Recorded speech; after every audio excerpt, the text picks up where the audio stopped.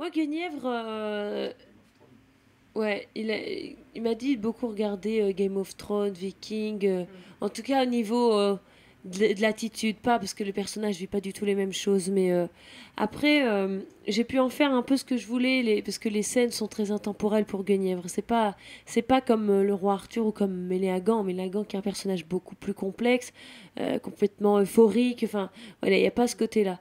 Moi, c'est vraiment très simple, ça reste très pur et très actuel quoi en fait, donc j'ai pu vraiment donner une dimension temporelle à ce personnage et je la joue, enfin je joue ce rôle comme je l'aurais joué, enfin comme je l'aurais vécu aujourd'hui et comme l'ont vécu beaucoup de femmes et moi aussi je l'ai vécu de toute façon donc voilà, mais c'est vrai que par contre le Merlin de Giuliano, il voulait vraiment pas qu'on ait le Merlin tant attendu avec la longue barbe. Il voulait un Merlin contemporain. Mais ça aussi, c'est la force de Giuliano, c'est que il amène ce côté très contemporain, notamment dans la mise en scène. Pour moi, c'était une de mes plus belles rencontres artistiques. À toi, pour ton personnage, pour lui, pour le coup, toi, il sort un peu de l'ordinaire.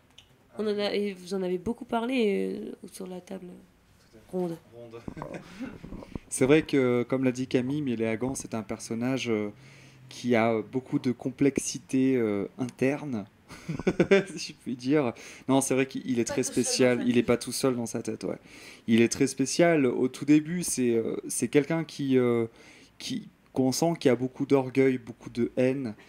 Il aspire au pouvoir et il veut tout, en fait. Il n'a pas voulu en faire le méchant, typique méchant. C'est pas un réel méchant, c'est simplement quelqu'un qui n'a vraiment pas eu de chance pour le coup. Et c'est de peine en peine qui finalement se change en haine. Et avec un désir et un besoin de vengeance. Et petit à petit, cette vengeance va se changer, se métamorphoser en folie. Donc il va rentrer dans une folie un peu meurtrière, Il y a une vraie quelque part. évolution au personnage. Ouais, il y a une vraie évolution. Et ce qui est génial, c'est là où Giuliano il a fait fort aussi pour ce personnage, c'est que cette métamorphose se fait aussi dans le costume. Puisque j'ai un maquillage qui me permet de me transformer, mais radicalement, que vous découvrirez lors du spectacle. Et cette métamorphose me permet moi aussi de pouvoir interpréter différemment le rôle à ce moment-là. Voilà. D'accord. Ce qu'on dit, j'aime bien spécifier. Dire ça, spécifier, que Mélagan, en fait, dans l'histoire, Mélagan, c'est le prince de la mort. C'est un personnage, normalement, qui est déjà mort. Et vous verrez, vous comprendrez pourquoi. Mais il a une facette de tête de mort et une facette, un visage d'homme. Et on dit dans l'histoire que son visage d'homme est la partie maquillage, parce qu'il est déjà mort normalement. Et sa vraie facette, c'est la face tête de mort normalement. J'avais aimé beaucoup ce qu'avait dit Giuliano là-dessus. En fait, effectivement, dans ce spectacle, le côté fantasy, fantastique est quand même très puissant. Il y a de la magie et tout. Donc, mais les Hagans, c'est un personnage qu'on connaît très peu, finalement.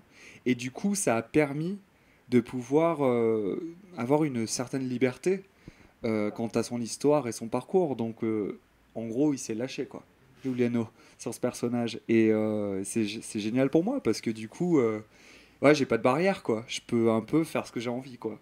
Ça, c'est cool. Ouais. Justement, vous avez un petit peu répondu à ma question suivante, c'est que vous avez eu la possibilité d'apporter votre vécu, vos expériences à vous dans vos rôles. Alors, en fait, Dovatia nous l'a toujours dit, si on vous a choisi pour ces rôles-là, c'est que vous correspondez complètement. Voilà. Évidemment, je suis pas un meurtrier, je suis pas un taré, mais j'ai un côté showman, j'ai un côté excentrique, j'ai un côté aussi, je pense, lumineux. Et tous ces éléments-là, en fait, c'est comme un bouton avec une intensité et on les met à fond à des moments où on les met, voilà, moyen. Et moi, je fais ça, en fait. Ce côté excentrique que je peux avoir dans la scène finale Nos corps à la dérive avec Guenièvre, je mets l'intensité à 10. Là, je suis complètement hystérique. Mais c'est génial à jouer. Je sais pas comment toi tu vois les choses. Ah bah, après, moi, j'ai pas du tout le même personnage, donc c'est incomparable. C'est plus posé, c'est plus réaliste, en fait. Il y a un côté très réel dans ce que je joue et dans ce que je vis sur scène. Donc, c'est pas comparable, mais évidemment, comme il l'a dit, il nous a choisi aussi parce qu'on correspond. Et moi, je suis une grande passionnée, je suis une grande amoureuse. Je suis trop romantique, je suis parfois trop amoureuse et c'est ça. Voilà, c'est toute ma vie. Mais ça fait rêver, j'ai envie de dire. Guenièvre, voilà, elle apporte le rêve. Et puis de par ses costumes aussi. Parce qu'elle a vraiment des robes de princesse, quoi. De reine. Ils vont faire rêver les petites filles qui vont Ah, venir. c'est incroyable. Ouais, complètement.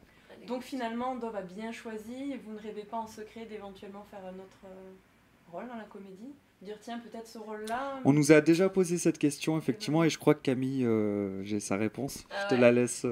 Ah bah Mélie Hagan. Ouais. Ah mais vraiment. Camille, elle rêverait de jouer un rôle de méchante, quoi. Ah, mais Mélie Hagan, non mais surtout Mélie Hagan. Mélie Hagan, Ouais. Ouais. Parce que, comme on le dit, Mélie Hagan, il a vraiment un côté euphorique et moi je trouve ça fantastique. C'est vraiment ce que tu ne peux pas exprimer dans la vie, tu l'exprimes sur scène et tu peux te laisser aller comme tu veux. Et ça, c'est quand même assez fantastique.